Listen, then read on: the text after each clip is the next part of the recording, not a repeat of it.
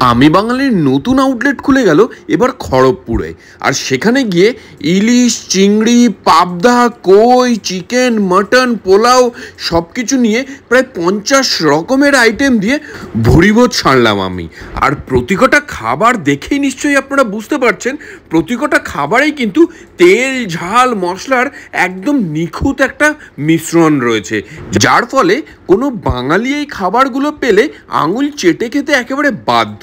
চলুন তবে আজকের ভিডিওটা শুরু করে দেওয়া যাক আর দেখে নেওয়া যাক কোথায় রয়েছে আমি বাঙালির এই খড়গপুরের ব্রাঞ্চটা, আর এখানে গিয়ে কী কী খাওয়া দাওয়াই বা করলাম।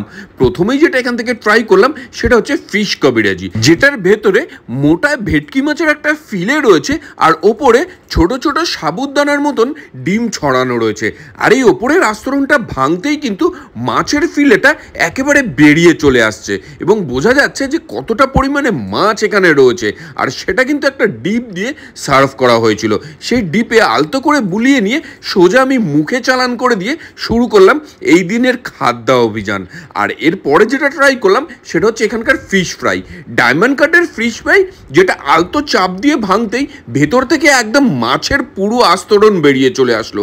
আর এই ফিশ ফ্রাইটাও কিন্তু অথেন্টিক ভেটকি দিয়ে তৈরি করা হয়েছিল, যেটা একটা কাসুন্দি দিয়ে আমাদেরকে সার্ভ করা হয়েছিল। কাসুন্দিতে অল্প চুবিয়ে নিয়ে দিলাম একটা কামড় বসিয়ে। আর এরপরে ট্রাই করলাম এদের এখানকার বাঙালির থালিগুলো, যে থালি শুরু হচ্ছে মাত্র 160 টাকা থেকে। ভেজ থালিতে কিন্তু সবজি, বেগুন ভাজা, চাটনি, পাঁপড়, পায়েস এই সমস্ত কিছুই আপনারা পেয়ে যাচ্ছেন। আর এই ভিডিওটা যারা যারা দেখছেন, কে কোথা থেকে দেখছেন জানাবেন আমাকে কমেন্ট বক্সে, যাতে পরের ভিডিওতে আপনাদেরকে ধন্যবাদ জানাতে পারি। আর এখানে প্রথমে যেটা আমরা ট্রাই করলাম সেটা হচ্ছে সাদা ভাত এবং তার সঙ্গে শুক্তো। শুক্তোর মধ্যে ডাটা, বড়ি, বেগুন সমস্ত কিছু কিন্তু পর্যাপ্ত পরিমাণে ছিল।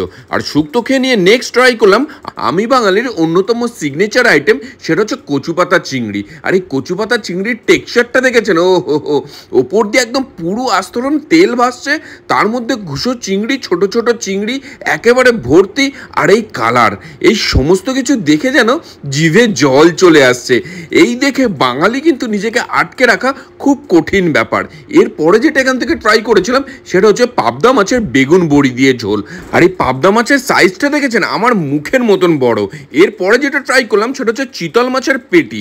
চিতল মাছের পেটি খেয়ে নিয়ে নেক্সট যেটা ট্রাই করলাম আমার অন্যতম সেরা মাছ, সেটা হচ্ছে কই মাছের ঝাল। আর এই কই মাছের ঝালটা দেখুন একদম তেল তেল করে ভাসছে, আর তার সঙ্গে কই মাছ।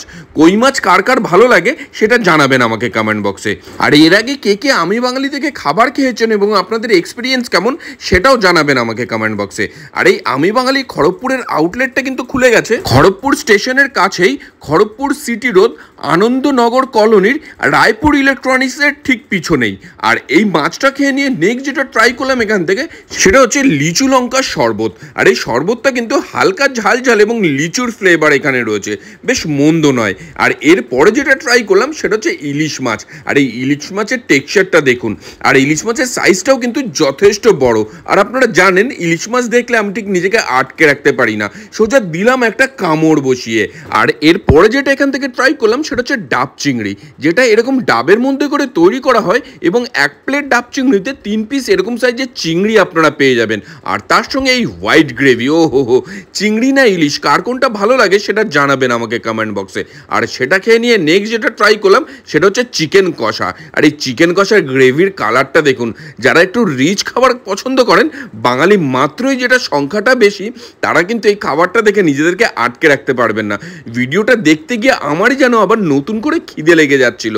আর এই চিকেনটা দেখুন একেবারেই সফট হয়েছে, লুচি দিয়ে আলতো করে টানতেই কিন্তু একদম হাড় থেকে খণ্ড খণ্ড হয়ে বেরিয়ে চলে আসছে। আর তার সঙ্গে এই লাল লাল গ্রেভি সব কিছু মাখিয়ে নিয়ে সোজা মুখে চালান করে দিলাম।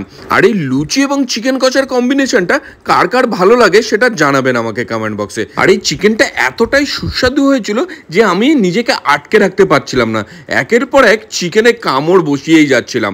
আর এই চিকেনটা খেয়ে নিয়ে নেক্সট যেটা ট্রাই করলাম এখান থেকে সেটা হচ্ছে আমার ফেভারিট কম্বো, বাসন্তী পোলাও। এবং এই পোলাওয়ের ওপরে কাজু কিশমিশ বেশ পর্যাপ্ত পরিমাণে রয়েছে, আর তার সঙ্গে মাটন কষা।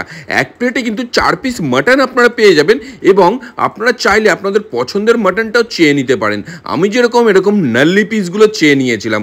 মাটনের নাল্লি পিস কিন্তু আমার সব থেকে বেশি ভালো লাগে। আর এই মাটনের গ্রেভির কালারটা দেখুন, প্রতিকটা খাবারের টেক্সচার দেখেই কিন্তু বুঝতে পারছেন আশা করি যে খাবারগুলো কতটা সুস্বাদু হয়েছে। আর এই মাংসর পিসগুলো কিন্তু একদম নরম তুলতুলে ছিল।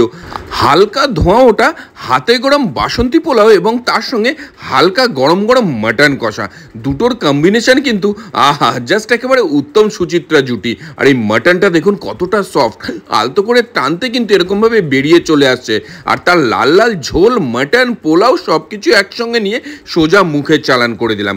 আর এরপরে বাঙালির শেষ পাতে একটু মিষ্টি মুখ না করলে খাবার দাবার যেন সম্পূর্ণই হয় না। এখান থেকে ট্রাই করলাম চালের পায়েস, যে পায়েসের মধ্যে কাজু কিশমিশ পর্যাপ্ত পরিমাণে ছিল আর হালকা মিষ্টি ছিল। আর এই পায়েসটা খেয়ে নিয়ে নেক্সট যেটা এখান থেকে ট্রাই করলাম সেটা হচ্ছে পান্তুয়া। পান্তুয়া সাইজটাও মোটামুটি মন্দ নয়। আর এই খড়গপুরের আউটলেটটার অ্যাম্বিয়েন্সটাও কিন্তু অসাধারণ সুন্দরভাবে সাজানো, যথেষ্ট স্পেসিয়াস, প্রায় 70 থেকে 80 সিটারের রেস্টুরেন্ট এটা। এবং এই রেস্টুরেন্টে কিন্তু আপনারা যে কোনো পার্টি বুকিংয়ের জন্য বুক করতে পারেন। সুতরাং আর দেরি না করে ঝটপট কমেন্ট বক্সে ট্যাগ করে নিন আপনার সেই বন্ধুকে যে খড়গপুরে থাকে। কেমন লাগলো ভিডিওটা জানাবেন, ভালো লাগলে অবশ্যই লাইক কমেন্টে শেয়ার করুন।